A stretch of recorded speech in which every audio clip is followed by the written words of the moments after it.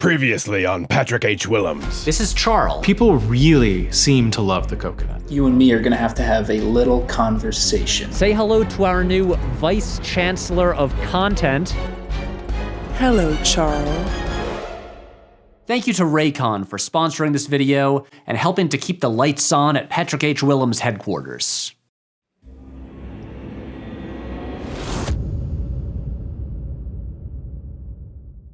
It's been a whirlwind few months. Back in October, I was just a struggling actor/singer with a huge collection of wigs. A real triple threat. And I'm so grateful that my good friends Patrick and Jake asked me to join their show. And now, here I am at the center of the cultural phenomenon that is Charles. As we say behind the scenes, Charles is the key to our success. So what's next for you? Any other projects in the works? Look, I'm not stupid. Only a fool would jump ship right when the show is really taking off.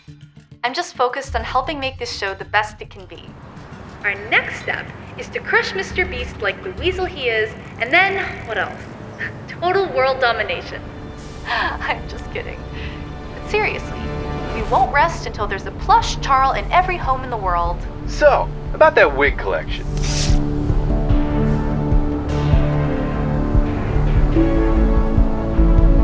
Alright, so Disney XD says that the Charles cartoon premiere is the biggest thing they've seen in years, and I'm thinking we need to start brainstorming spin-off ideas because this has huge franchise potential. Hey, remember when you said drop the coconut? Yeah, and now I drive an amphibious car. Oh, I've got more good news for you. It's not MTV Movie Awards after party big, but ESPN called and they would like for you to attend their annual showcase party. ESPN? Mm-hmm. Hey, did you know the Super Bowl was last month? I just found out. Huh. Look, they just want you to make something they can promote. So I'm thinking maybe we stick googly eyes on a football. It's brown. Looks like a coconut, right? Maybe it could be Charles' cousin, James. Oh, so things that look alike all look alike to you? Do you realize how insensitive that is? Dave the Agent Charles is my friend. Look, can you just make something about sports? Sports? Yeah, sports. Dude, there's a billion movies about sports. You wanna go to this party or not? I mean, I guess people do like sports. Yeah, you know what? I'm good at this shit. I'll do it. All right, well, just gotta make sure you knock this one out of the park. Oh, it's gonna be a slam dunk. A home run. A touchdown. A grand slam. Sports.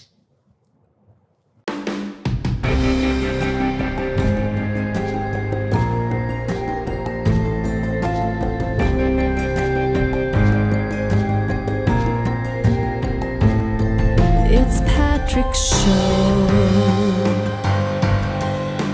Take my hand and off we go. Dive into wine and filament. Just don't call it content. It's Patrick's show.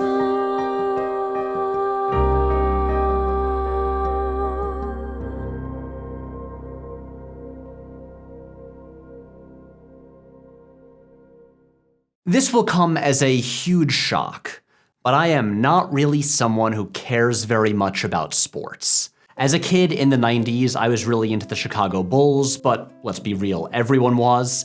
But I haven't followed professional sports in over 20 years.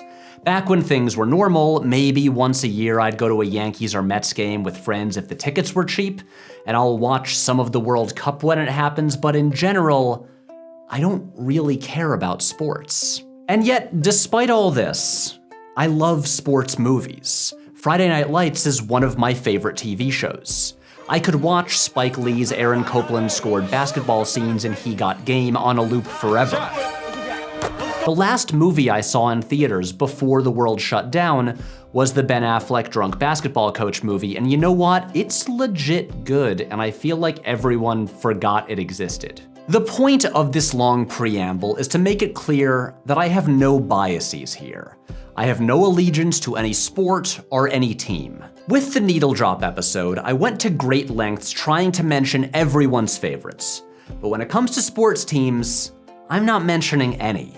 And I'm sure sports fans will be totally fine with that, especially those in Philadelphia, New York, Boston, most of Texas, Chicago, and Philadelphia again. So it is with a purely objective mind that I am here to prove one thing, that baseball is the very best movie sport. I like baseball. The only church that truly feeds the soul day in, day out is the Church of Baseball. Baseball is a beautiful thing. How can you not be romantic about baseball? The one constant through all the years, Ray, has been baseball. What makes baseball special is that it's the best game that's ever been devised. And I did love this game. The game itself works better in cinematic form than any other sport. There is a history and culture that other games don't have that provide opportunities for a huge variety of stories. It's the best sport for comedies and the best sport for dramas. Baseball movies tell the story of 100 years of American history. And also, people hit a ball with a stick really hard, and it's cool as hell. So let's play ball. Play ball! Play ball! Play ball!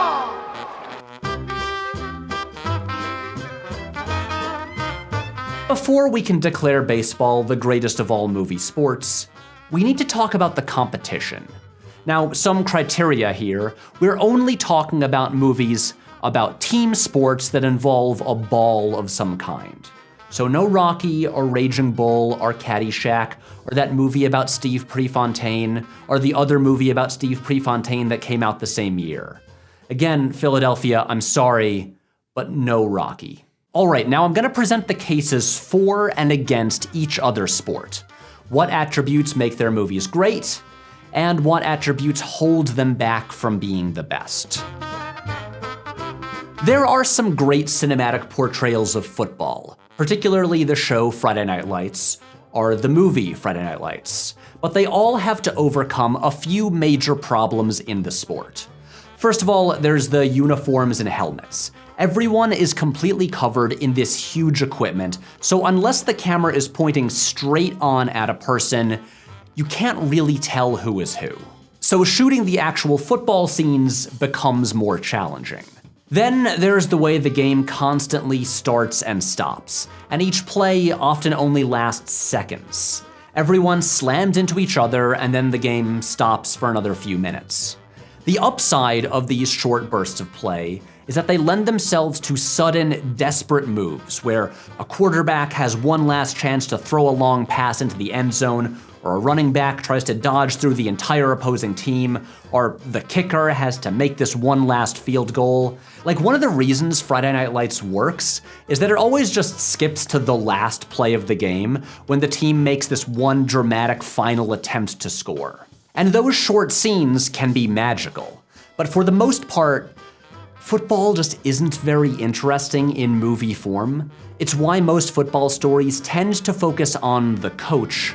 Since they're the most active participant, they're not covered by equipment that makes it hard to express emotion, and they have the most to do throughout the game. Also, since football gear requires so much money, players need to rely on an existing system, whether school teams or professional leagues, to play the game. There's this financial barrier that doesn't allow for stories that other sports have. Like, there's no Sandlot for football. And don't say Little Giants, because that is about an organized league with enough funding to buy all the kids their fancy equipment and uniforms. Okay, hockey is a weird one. Like football, there's a lot of gear covering the players. Like, the goalie is so covered up that D2 the Mighty Ducks uses it to their advantage and does a gag where Kenan Thompson disguises himself as the goalie because no one can tell who that is under all that stuff. It's also a very claustrophobic sport, played on an indoor ice rink surrounded by walls, which is limiting for presenting hockey scenes visually. But hockey has two major things going for it. One, it's the only big sport for certain locations with colder climates. So for Canada or Russia or Alaska or Minnesota, this is like the one way to tell sports stories there. And two, it's the most violent sport. Fights breaking out on the ice is a regular occurrence, and for movies like Goon or Slapshot, this is amazing cinematic material. here. Fast kicking, low scoring, and ties? You bet. I would like to apologize to most of the world for what I'm about to say. Soccer, or football to a lot of you, is a wonderful, beautiful sport. But as far as movies go, it kind of sucks. Unless it's Shaolin soccer.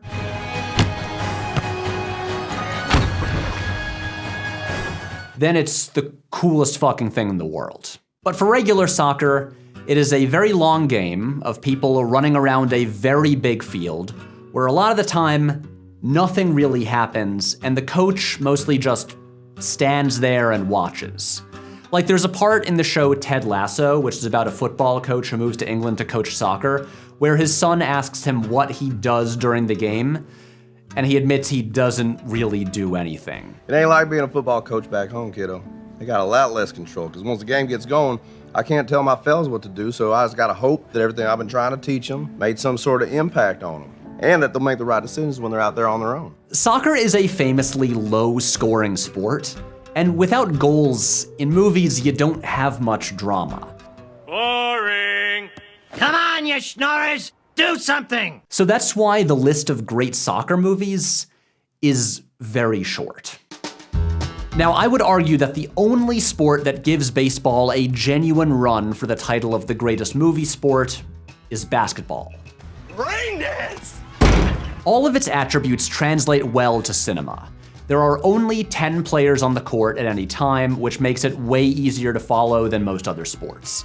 There are no helmets, points are scored constantly, and the game moves quickly and fluidly. It's the opposite of football. Basketball is a great counterpoint to baseball.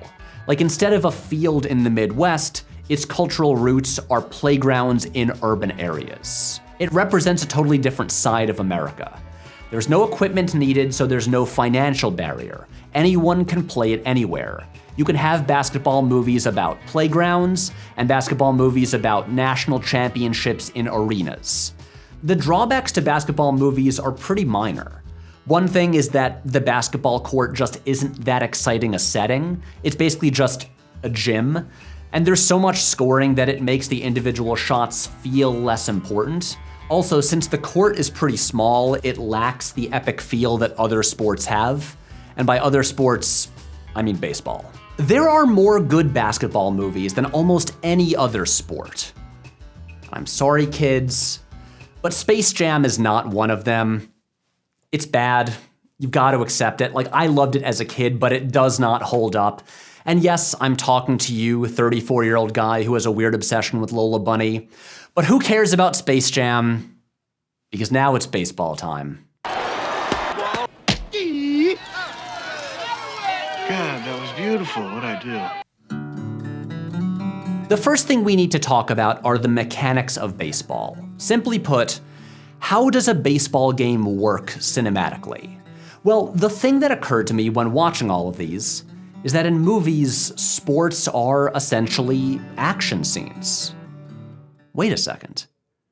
Is this an episode of Blue Flame Special?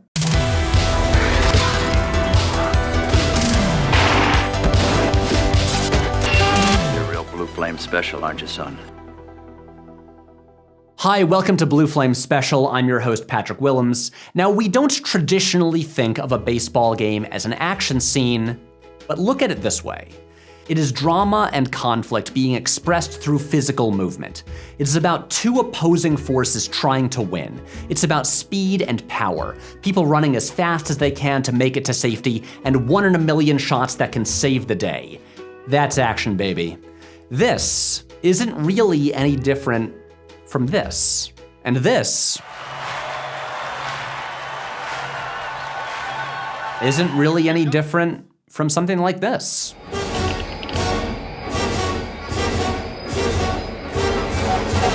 Now, as I've talked about like a broken record for years, one of the most important things in action is, you know it's coming, geography. And if you don't want to take my word for it, here's Brian De Palma.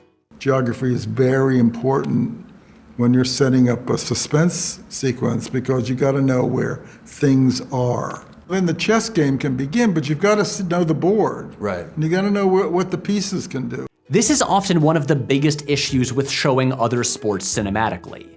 It's fine when you're watching real-life televised sports with a big wide overhead angle, but the point of sports movies is to be down on the ground and show it from the player's perspective. The problem is that with so many players all running around in different formations, it can easily turn into chaos. It's like the sports version of an Olivier Megaton movie. This is why so many big sports movie moments happen in slow motion with just 1 or 2 characters involved. The movie has to isolate them so the audience can follow the action. But baseball is already designed with crystal clear geography. If you have even a passing familiarity with baseball, you know the layout of the field. The players run on a linear path, so the audience always knows exactly where everyone is, where they're going, and what their goal is. The field is made out of straight lines, all going toward a single point that all the action starts at and concludes at. The defensive players are all spread out in designated positions with 90 feet between each base. You know where the first baseman is, and you know where the right fielder is. The shots are never crowded. We always understand the action that is happening. Action scenes are about characters having clear goals, and the goals in baseball could not be clearer. Hit the ball, run to this point, throw the ball here. Like, Major League is a pretty fun movie, but it's not exactly known for its incredible direction. David S. Ward, not a filmmaker you hear people talk about much, and yet still, it's able to create genuine suspenseful action in its climactic baseball game since the mechanics and geography are so clear. Willie Mays Hayes has to run to this specific point. Jake Taylor needs to buy him time to get there. The other team needs to stop them. It's simple, it's clear, and it is extremely effective. The baseball diamond is a beautiful conduit for drama. Since there's no clock, it's the one sport where the players are not at the mercy of time.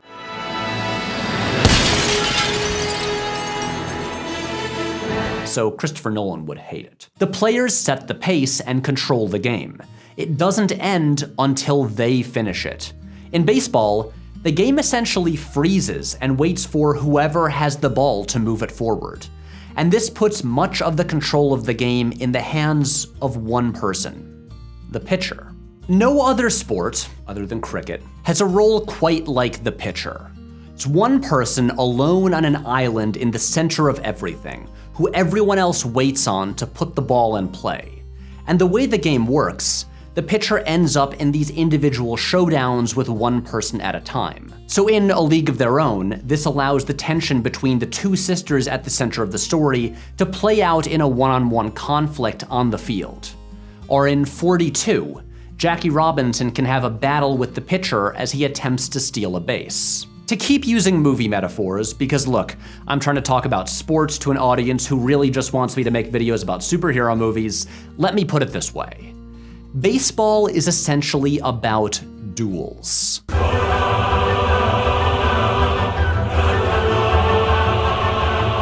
The showdown between a pitcher and a batter, as each one stands there, staring each other down, time frozen until someone makes a move, is just the non-lethal version of this.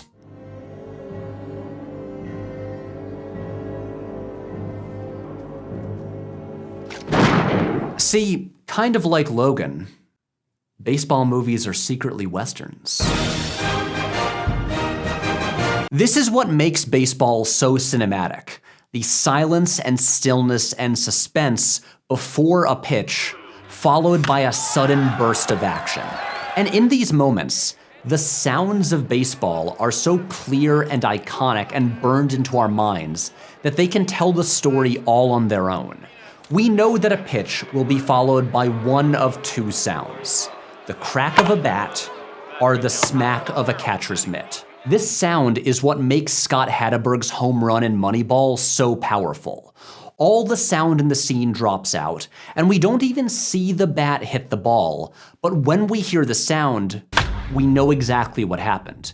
Billy Beane isn't even watching the game, but he hears the sound and bolts up because he knows what it means. And a thing to remember is that a home run in a baseball movie is this moment of cathartic triumph that no other sport can match. Scoring a goal in soccer or hockey is great. A game-winning jump shot in basketball, it's awesome. A big catch for a touchdown rules. But in The Natural, Robert Redford hits a home run so fucking hard that the lights over the field literally explode, and he rounds the bases as sparks rain down over the field as one of the greatest scores in film history plays. And this is what baseball movies can do that no other sport really comes close to. Scott Hatterberg's home run in Moneyball? There's no touchdown that can come close to that.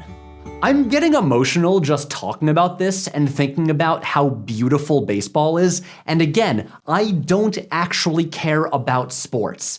That's the power of baseball movies. Also, I've been watching a lot of the Ken Burns baseball miniseries as research for this, and all these people just talking about how much they love baseball and how beautiful it is. What can I say? It hits me right here. Okay, I want to talk about one of the things that makes baseball movies unique. See, just about every team sport movie is essentially about teamwork. Even if the main character is the coach, it's about the coach getting the team to work together and trusting each other so that they can triumph. When you pull on that jersey, you represent yourself and your teammates. And a name on the front is a hell of a lot more important than the one on the back. And baseball movies can do that too. I mean, the entire point of Moneyball is that they build a team with no star players, where everyone's contributions add up collectively until they win. But because of the way baseball isolates players, it allows these movies to tell stories of individuals as well. The film Sugar is about a player coming from the Dominican Republic to play in America, a country he's never been to where he doesn't speak English. And the movie enhances this feeling of isolation by making him the pitcher, the position where he's all alone with all eyes on him. The Natural uses baseball to tell the story of a mythic hero. And like most myths and legends, it's really about the journey of one man. The rest of the team in this movie doesn't really matter at all. It's about Roy Hobbs's personal triumphs, his feats of strength and victories over obstacles, which take the form of spectacular home runs. And hey, what's more American than focusing on the individual instead of the collective? This will seem like backhanded praise, but part of why baseball rules is that it's the ultimate standing around sport. While baseball can be astoundingly fast, a lot of the game moves at a leisurely pace. People stand around, sometimes never touching the ball at all. The dugout is like a clubhouse that's a part of the game. So you can have baseball movies that are less about sports and more about friends just hanging out. The kids in The Sandlot spend the summer playing baseball all day, every day, and they don't even keep score. They're not doing it to win, they're doing it because they love it, and they get to hang out with their friends. Richard Linklater's Everybody Wants Some is one of the great hangout movies of the past decade. And it's just about a college baseball team having fun for a weekend. They never even play an actual game. What's better than this? Guys being dudes. Now obviously, baseball is a sport with plenty of incredible athletes in peak physical condition, but at least in the movies, not every player needs to be a godlike Adonis. In basketball, everyone is like 6'6". In football, everyone is 250 pounds. But in baseball, most of the players look kind of like regular people. And in the movies, they can be older and schlubbier because, hey, as long as you can throw and catch and hit, that's all that really matters. You can have a movie like Major League about a team of guys who are like 40 years old and can barely run. There's more room in baseball for different ages and body types. I mean, look, the most famous player in baseball history is this guy. In his introduction to the Criterion edition of Bull Durham, Roger Angell, who covered baseball for The New Yorker, writes, "The sentimentality of baseball is something America wanted to believe in. This is what so many of those movies were about. What a wonderful pastime, how sweet it is, and all the players are good. Baseball is really a fabulous game, nothing else like it. But this dream that it's all about purity and boyhood innocence was so strong. The players were professionals and wanted to be paid for their work. They were not kids playing for the love of it. More so than any other sport, baseball is inextricably linked to American history. It rose to popularity in the latter half of the 1800s, and by the early 20th century, it was a major part of American life. Baseball history is American history. And as we all know, American history is complicated. The 1910s through the 1940s is the period that so much of baseball history and baseball movies focus on. It's the time when America's first major sports stars arrived. People like Honus Wagner, Ty Cobb, and Babe Ruth, whose feats of strength on the field became the stuff of legend. But obviously, this era was not as beautiful and romantic as it's often portrayed. The 1919 World Series was rigged by gamblers and criminals. Black players weren't allowed in professional baseball. Ty Cobb, one of the greatest players of all time, was a violent racist. But as Engel says, America wanted to believe in the sentimentality of the sport. Baseball became a major part of the concept of Americana, the iconography that represents this romanticized idea of pure, simple, small-town America. You know, like apple pies, the sun setting over cornfields, Main Street, the barber shop, Superman, that kind of stuff. The very design of the baseball field, stretching out into the distance toward the horizon, brings to mind the open plains of the Midwest. But this push and pull between the romantic view of baseball history and its more complicated reality is part of what makes baseball movies so compelling, at least for me.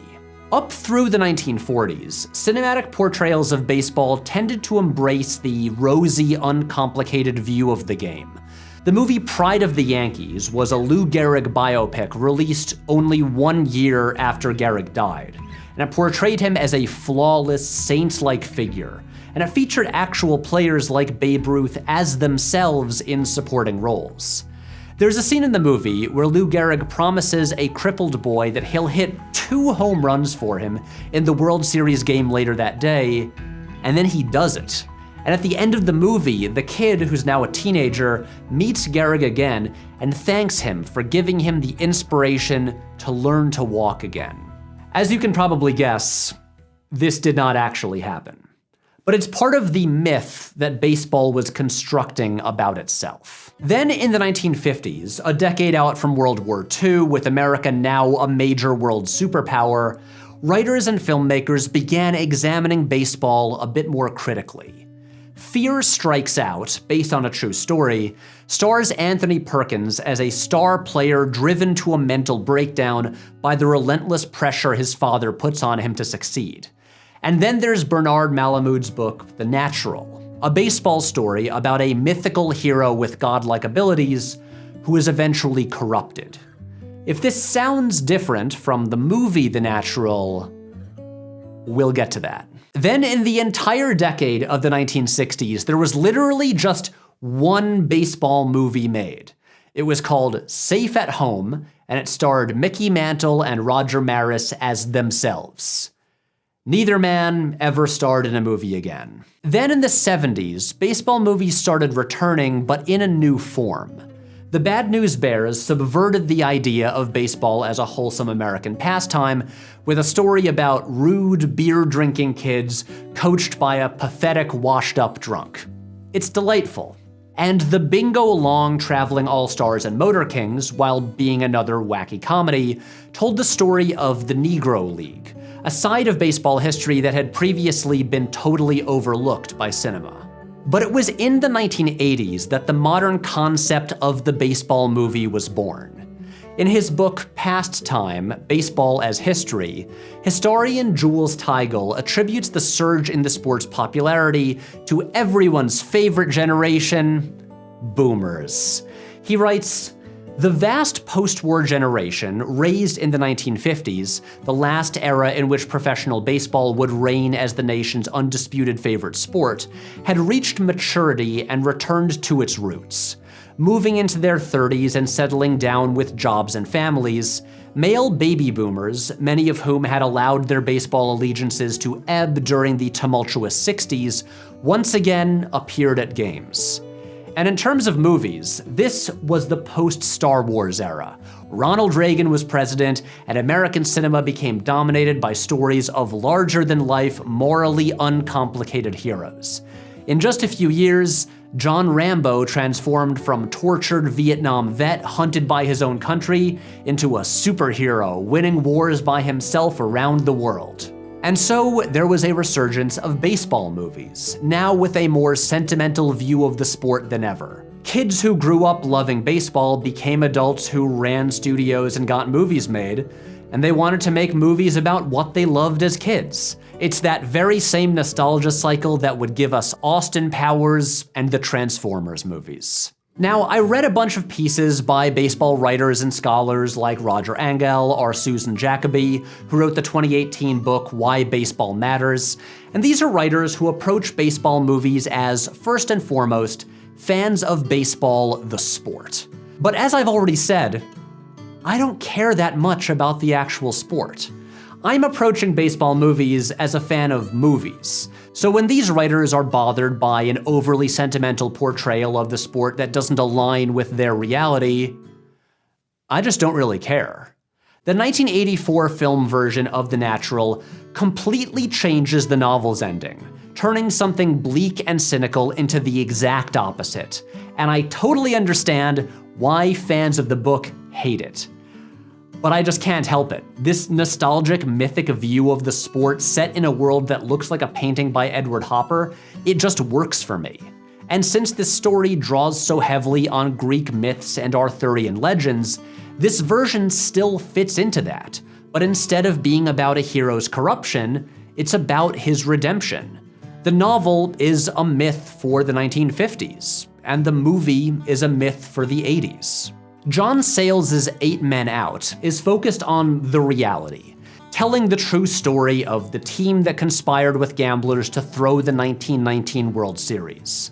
And just 1 year later, Field of Dreams, Kevin Costner's second best baseball movie, told a story about that exact same team, but it portrayed them as good men who are rewarded with an afterlife where they get to keep on playing the game they love. It is the film most directly tapped into that nostalgic Americana-infused idea of baseball, right down to the titular field being placed in a cornfield in Iowa. What I find appealing about the America presented in baseball movies is that it's romantic without being jingoistic. There's nothing about American exceptionalism or imperialism or militarism. It's mostly about working-class people in small towns who just love playing a game with their friends. There's a scene in The Sandlot, a movie that my generation grew up with, where the kids play baseball on the 4th of July. The field lit up by fireworks as Ray Charles sings America the Beautiful. And as hokey as it sounds, the scene works, because the kids don't love America for any of the weird nationalistic reasons that some people do now. They just love that it gave them baseball. The movie Sugar subverts that Americana iconography by showing it from the perspective of an outsider. It puts this guy from the Dominican Republic into the exact location from Field of Dreams, but he has no nostalgia for it. This is an alien landscape to him. And he eventually finds a place to belong when he moves to the Bronx and joins a community of other immigrants playing baseball who had also been discarded by various professional American leagues. This notion of old-fashioned small-town American values can be inherently conservative. In modern politics, it can often be used as a way of masking racism or anti-immigrant attitudes. But I think Field of Dreams reconciles this in a pretty smart way. The protagonists are literally resurrecting the ghosts of baseball players from 70 years ago in a cornfield in Iowa. Hey! Is this heaven? No. It's Iowa. But in their town, they're also fighting against religious conservatives who are trying to ban books. As Amy Madigan puts it, they are halting the spread of neo-fascism in America. One of the main characters in the movie is a Black Pulitzer Prize-winning writer of banned books who was active in the civil rights movement. Field of Dreams identifies the spirit of baseball not in old-fashioned conservative ideologies, but in the spirit of progress and possibility in the early days of the 20th century, when people found hope in these sports heroes, who were pioneers in an exciting new sport created right there in America.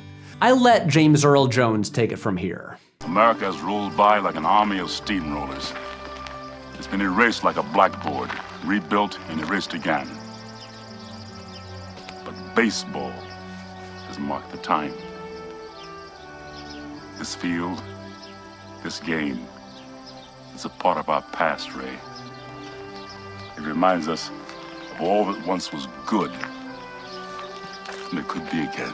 Part of why Kevin Costner's best baseball movie, Bull Durham, remains just in general the best baseball movie is that it strikes a balance between the romance and the reality.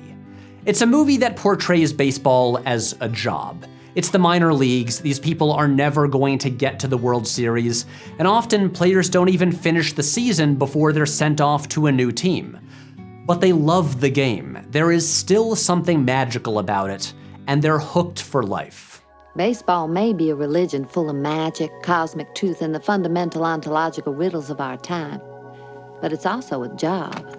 Look, this is a video about the best movie sport, and this is why it has to be baseball. Because baseball movies can be so many different things. They can be a story of romanticized American mythology, or the reality of American history, or just a job, or a thing friends do when they're hanging out. A thing that I realized in this past very stressful year is that baseball movies are relaxing. These are dad movies, about guys doing jobs that they're good at. And there is something beautiful about people devoting their entire lives to this game that's just about hitting a ball with a stick and running in a circle. Field of Dreams isn't about playing baseball or winning at baseball or being the best at baseball. It's just about watching baseball. So yeah, all of you actual baseball fans, go ahead and tell me I'm a big ol' sap, a boomer in the body of a millennial. Whatever, man. I just think baseball movies are neat. Oh, and since I'm gonna get like 100 comments about it, yes, I've seen the baseball scene in Twilight. And it's very silly.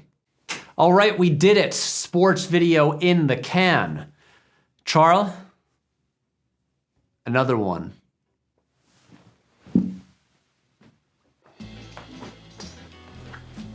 Well, it is time to start working on the next video. And when I'm writing, I like to listen to music to keep me focused and keep the energy up. Lately, I've been listening to the Tenet soundtrack. But the thing about the Tenet soundtrack is that it's very loud, and I live in a New York apartment with thin walls and... yeah, so my neighbors are always complaining. Thankfully, I have a solution. These great Raycon earbuds. Raycon, which was co-founded by Ray J, is making premium wireless earbuds that are only half the price of their competitors. They fit great, they look great, they're comfortable, they have seamless Bluetooth pairing, and they have over 6 hours of battery life, which means that I can listen to the Tenet soundtrack 4 times on a single charge. Just imagine how productive I'll be. Also, they come in this nice little charging case that I think is really neat. Right now, you can get 15% off your own Raycon earbuds by clicking the link in the description or going to buyraycon.com/Patrick Willems. And you don't have to listen to the Tenet soundtrack. I just think it's cool.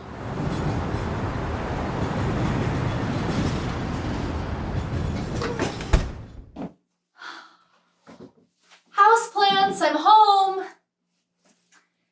Patrick and Charles got invited to some cyber ESPN event, so I have the night off. I was kind of hoping they would ask me to come too, but it's fine. It would just be hanging out with sports stars and famous actors, making connections and friends. But hey, Patrick said that I can do all the satellite interviews for the channel. So who needs to hobnob with famous actors when you can talk to the fine folks of Chesapeake City, Maryland at 5:30 in the morning? I'm fine, houseplants. You don't have to worry about me. Would you like some spaghetti? No, thank you.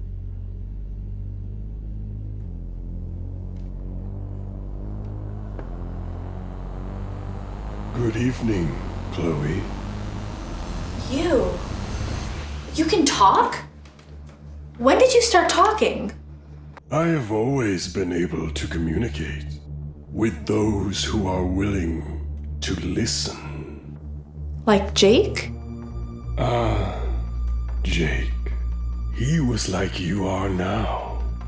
Restless, full of vim and vigor. Ready. Ready for what? The next step, of course. This channel, these essays, this platform, they are all rungs on a ladder to more. So, what's your next rung? I always wanted my own show. I never really got to host Jake's Politics Corner. I can make this happen. So it's an ultimatum. Get on board, get what you want, or get out. Is this the offer you gave to Matt? Who? Yes, the old roommate. No, he didn't factor into the plan. What plan? Total global fame. Ultimate clout. Chloe, you've been a loyal foot soldier, but you're wasting away where you are. I need someone with your musical abilities. You want me to sing? I want you to shine. I want the world to see you glow. How can I trust you? You can't, but you can trust my vision. You'll grab the world of politics by storm and I'll be right there with you. A partner.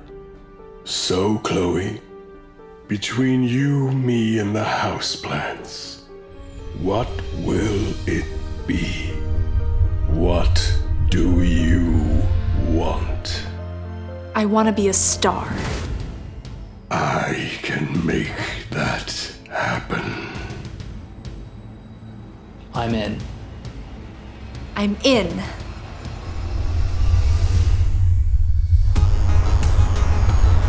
Okay, so you can use the Char logo on the team jerseys so long as you replace all the ivy in Wrigley Field with beautiful, lush palm trees. I'm sure they'll do great in the Chicago climate. So just send me that paperwork and I'll wrap things up in the morning, okay? All right, bye.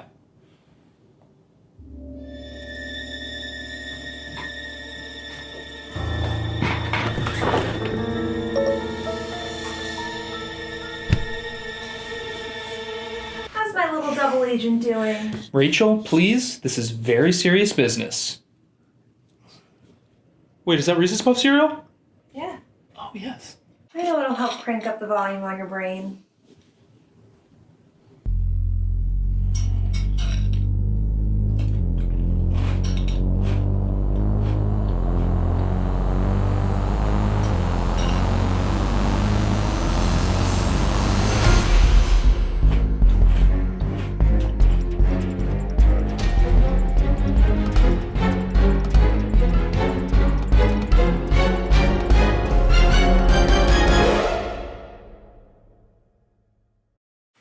Hi there, welcome to the end of the episode. This is the behind the scenes part. This part here is not canon. It's not part of the story of the videos. It's weird to have to clarify that, but that's where I am now. A couple things I wanted to mention. We have new goals on the Patreon, in case you haven't joined the Patreon yet. The first goal, due to many, many requests over many years. When we reach it, I will make a video talking about all the comics and graphic novels on the shelves back there and like going through my collection, because people seem to want to see that. The second goal, when we reach it, I will make a video about lacrosse with my dad. My dad will finally get to say everything that he clearly has to say about the sport of lacrosse. He'll play lacrosse. I'll play lacrosse on camera, because one of my deep, dark secrets is that in high school, I played lacrosse. Me, Patrick Willems, briefly played sports. It's true. And I'll talk about lacrosse in cinema. It'll be a silly video, but I think it'll be fun. The other thing to mention is that the plush Charles are now in stock and shipping. I think they're great. They squeak.